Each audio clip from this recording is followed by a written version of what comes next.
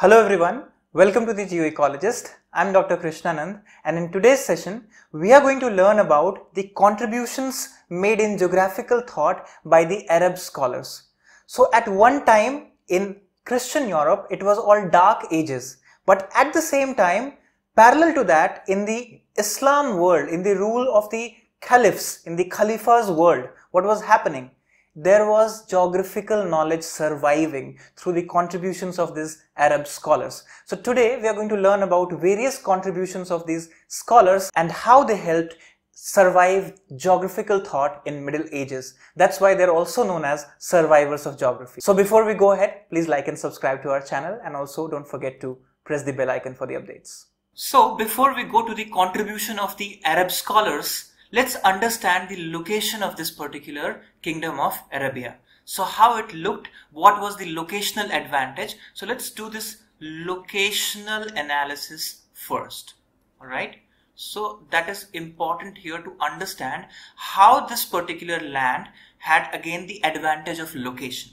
So earlier we saw that Mediterranean Sea and the area around Mediterranean Sea, this was having the locational advantage. So right from the Miletus, the center now shifted towards Alexandria, and then again in this time period, if we observe, after the 5th century, around in the 6th century in the Common Era, what we observe here is that center shifted again back to Baghdad. So if you remember, this was the seat of the old knowledge forms, the Mesopotamian civilization, river Tigris and river Euphrates. So one of the fertile landscape and one of the major urban kingdom was established in Baghdad, and this is known as Caliphate.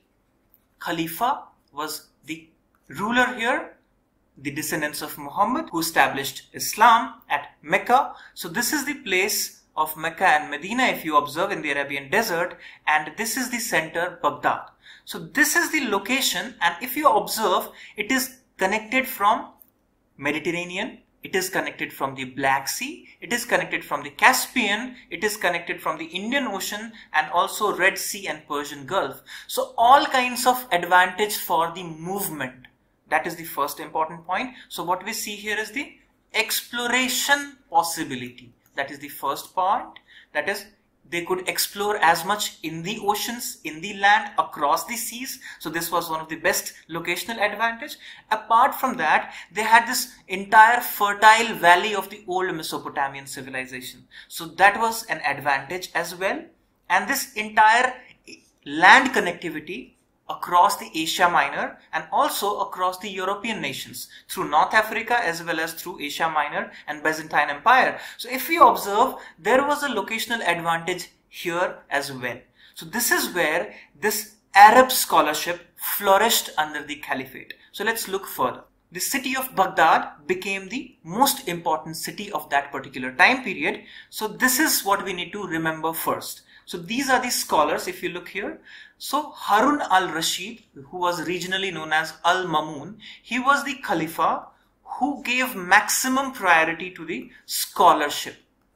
Under his patronage, under his sponsorship, if you may say, right, all these 8 scholars that we see, right from Al-Masudi to Al-Biruni, Al-Idrisi, Ibn Battuta, Ibn Khaldun, Ibn Sina, and others, Al-Balkhi and all others, they had this entire patronage from the Khalifa. So that's why Caliphate of Baghdad is the major patron of knowledge during this time period. So they wanted to explore, they wanted more and more of knowledge of the world around themselves. So these scholars contributed immensely, and that's why they are also known as survivors. Survivors of geographical knowledge. So that's why they are also called survivors. So that's one reason, because they helped the geographical thought survive, which was already dying in the Christian Europe. So let's understand their contribution. So first of all, let's look at this. The Arab scholars included historians, astronomers, and several government officials, such as postmasters, intelligence officers, travelers, as well as geographers. So although geography was not a subject, but practitioners of various facets of geographies were there. That's why many times it is referred as Arab geographers as well. Alright. So they were stimulated to study geography. This stimulation came from the Khalifa himself. So by the vast reaches of the Islamic world, so this Islamic world had vast reaches right from the Iberian Peninsula to the entire part of this Asia and Asia Minor, and also the northern part of Africa, which was all under the Islam. So this was a vast expanse of land. Also, there were people who had to perform duty of Hajj, so they had to travel a lot. Then political control, which mattered for a stable knowledge creation, that was there with the Arab scholars. Then great volume of commerce. So remember, the Gulf area as well, the sea area as well, and the ocean area as well. So favorable condition for the exchange of goods and services, the trade and caravans. So this is where knowledge flourished in this particular time period. So let's understand what happened after the rise and spread of Islam. So this was about 700 years of the expansion, of the exploration of the horizons of Arabians. So let's understand it in terms of the contribution of geographical thought. So these Muslim scholars or the Islamic scholars or the Arab geographers that we say were contributors in the field of mathematical, physical and regional geography. But not only this, apart from this, they also contributed in certain aspects of climatology, plant geography and other facets of geography that we study today in the modern era. So let's understand Al-Balkhi. He was one of the major scholars in terms of Arab geographers whom we study, who contributed to the world's first climatic atlas. A very interesting information that world's first climatic atlas was known as Kitab al-Ashkal, and that was made in 921 Common Era. So it's one of the major pivots in history of geography, that the world's first climatic atlas was prepared by an Arab scholar who was a big time traveler known as Al-Balkhi. And he wrote the entire description of how the climate is there in different parts of the Kingdom of Arabia, that right from the Iberian Peninsula to the Asia to the Africa. So that was interesting. Now, the most outstanding contribution in the field of oceanography, if you see, was by Al-Qazwini. He talked about gravitational pull of moon and sun, that is the tidal formation as well. So that was interesting information. One of the greatest scholar who is attributed for the maximum expansion in the horizons of Arab knowledge is known as Al-Biruni. He was a Tajik by race and Persian by culture. His main interests include astronomy, mathematics, chronology, physics, medicine, history. So apart from geographical understanding, he was a scholar of multiple facets of knowledge. So let's understand what he wrote. He was a prolific writer. So he wrote Kitab al-Hind. Now this is what we call as geography of India. So that's interesting, Kitab al-Hind, because that area that was Sindh was pronounced as Hind. So that was interesting part. So Kitab al-Hind. Then we see Al-Qanun al-Masudi and Tariq al-Hind. So all these works that you see here is about geography and history. So that's interesting, and also the regional part. So regional geography, if you see. So Al-Biruni had maximum contributions in the field of geographical knowledge as well as specifically in the field of historical understanding of geography and also the regional part of geography. So Kitab al-Hind is dated 1030. If you observe this time period, it's an interesting time period when his monumental work was related to the geography of India. So he traveled to India. He worked on the alluvial deposits as well. So the contribution here we can see is in the form of geomorphology, if you see in the modern context of subject matter. So he worked in the field of geomorphology in current context, if we see, and he said that the processes shaping the landforms under normal conditions, and even identified the significance of rounded stones. So this is about fluvial geomorphology. In current scenario, if you see, we study this in fluvial process. So he went to the city of Kannauj, which was important center during that particular time period in 11th century in India. And if we remember the tripartite struggle of Kannauj, the power center was Kannauj. So he went there, he stayed there for several days, several months, and he studied the seasons of India. And that's where we get the concept of monsoon from, which was called as Mausim in Arabic. So this Mausam in Hindi that we say is coming from Mausim, and that's where the concept of monsoons was coming out in this particular era. Then there is another person called Al-Tahidi whose astronomical knowledge, that is origin of universe and phenomena related to solar and lunar eclipses, also have great values. He also contributed towards the comparison of fossils. It means the work in terms of archaeology also we can see in Arabian Peninsula, in Juran and in Khwarezmi along Caspian Sea region. So he studied the occurrences of sea inside these land area. So he suggested that earlier these areas were part of the sea. Now the sea has retreated back, and that's why we find these fossils here. So that was an interesting insight during those era. Now, he also said that at South Pole, the night ceases to exist. It means it was a long duration at South Pole for daytime period. So that was interesting. Now, Ibn Sina is another scholar. His idea of landscape erosion. Very interestingly, if you see, in modern times, we study Davis, Penck, L.C. King and all. So this is where Arabian scholars contributed during 11th century. They said about this landscape erosion then only, especially streams cut down their valleys. So we are talking about very specific part of geomorphology, that is the fluvial erosion part that was discussed by Ibn Sina then. So Arabs translated Ptolemy's treatise. So this Ptolemy's work from Alexandria's library was translated into Arabic, and further more work was done based on his work as the primary work from the ancient. So Ibn Hawkal wrote a book of ways and provinces with maps. So this was about traveling, and interestingly all those places and cultures were depicted in this particular. So now next one is Al-Idrisi.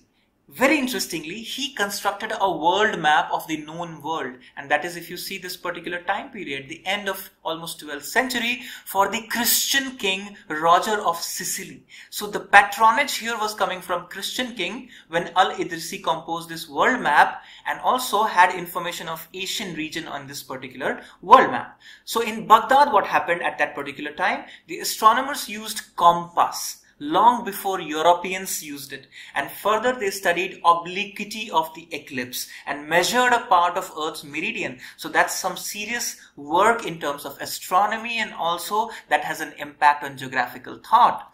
So again, this sexagesimal system coming from the Babylonia, remember the ancient civilization of Sumeria and Babylonia, Mesopotamia, the sexagesimal system was continued by Arab scholars again at the city of Baghdad.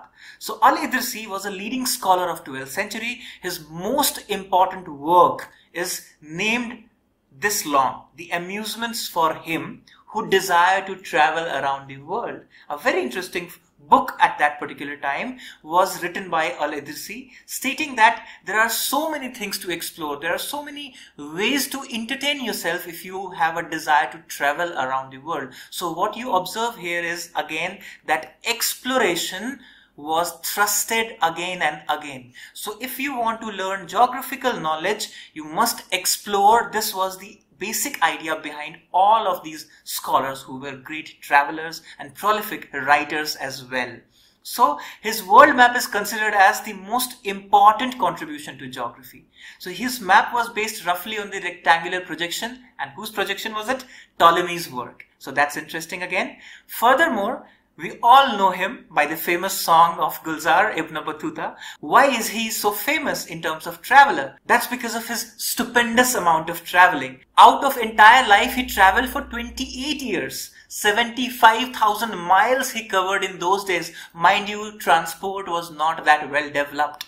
So in that conditions he traveled, and he wrote about all those places. He described all those places that he traveled, and his famous book that is called Rihlah.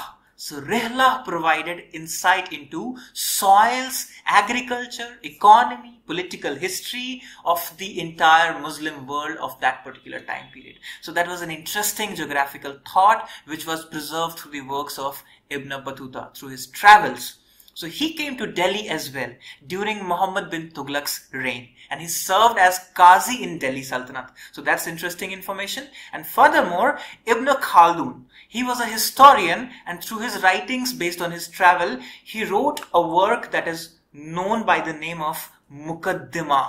So this Muqaddimah was a historical writing that explained about the political history of that particular time period.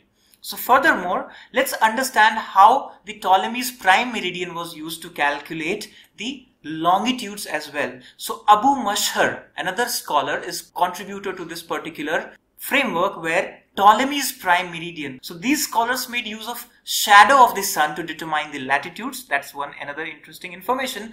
Also, if you observe during this time period, Al-Batum, he again tried to measure the circumference of the earth based on certain knowledge that was coming from the ancient. He calculated it to be 27,000 miles. Again, another scholar called Al-Maqdisi. Look at this time period.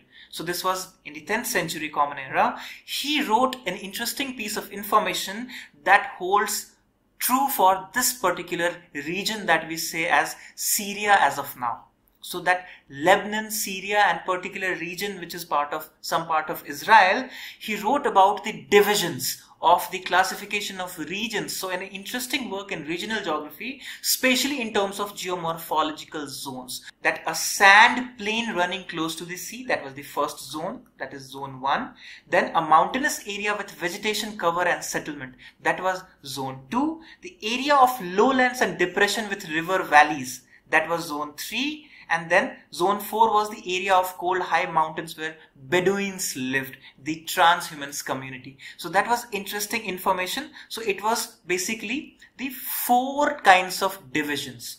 Let's look at another stalwart of Arab scholars. He is Al-Masudi. So Al-Masudi basically referred to the changing relationship between land and sea. So we saw that there is a locational advantage in terms of land and sea distribution. So Al-Masudi studied that part and he talked about geographical cycle in that particular time period, that is 9th century Common Era, if you observe.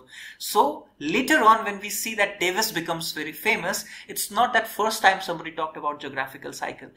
So he categorically identified 3 stages of rivers, that is youth, mature and old, at that particular time period. So he further established his point by stating that these 3 stages are similar to those found even in the lives of plants and animals. So what analogy he used? He used the lives of plants and animals as an analogy. So analogy is something that we use to describe one is different from the other, but the processes are similar. So in that way, so plant life and animal life became the basis for this kind of stages development. Furthermore, Al-Masudi was an important scholar who wrote these 3 books. So just look at the names of these 3 books: Mihraj al-Duhab, Kitab al-Aswad and Kitab Akhbar Zaman. These were the 3 important work based on the physical geography. We see that Al-Masudi described weather conditions as well. So not just geomorphological part, but you see climatology part as well, and also some parts in his book in terms of salt in the seas, that is oceanography as well. So he was almost a complete physical geography scholar if you observe in current state of subject matter. So Al-Masudi is one of the most famous scholars in Arabian tradition. Now he appreciated the role of process of erosion, adjustment of streams to structure in the evolution of landforms. So this complete theory of evolution of landforms that we study in the modern period after the advent of German school of thought and American school of thought, it was not new. Work had been done in the Middle Ages before them, but unfortunately these work were not translated and many of these work were lost later on. So that's why we don't get that part in American and German school of thought, but these works were done under Arab scholars who somewhat in some ways helped this geographical thought survive during this time. So when we come to this conclusion, let's understand this map again. So why we understand this map again? Because now you observe the extent of Arabians in this particular time. The extent was growing and overgrowing again and again to different parts if you see. So entire North Africa, Arabian Peninsula, Asia Minor and large part of the Central Asia. This was all under the Arabs, the Abbasids and Umayyad Caliphs. So now what you observe here is, for people of the Christian Europe, this entire area was blocked. So when there was this blockage created, they could not travel and do trade beyond this Red Sea and this Gulf which they used to do earlier. So the entire trade routes were blocked. The entire access to these lands were blocked. So there was a whole war going on between the Arabs and the Christians, that is we know by the name of Crusades. So during Crusades, one interesting thing that happened was access of Western Europe was completely shut down to this eastern section.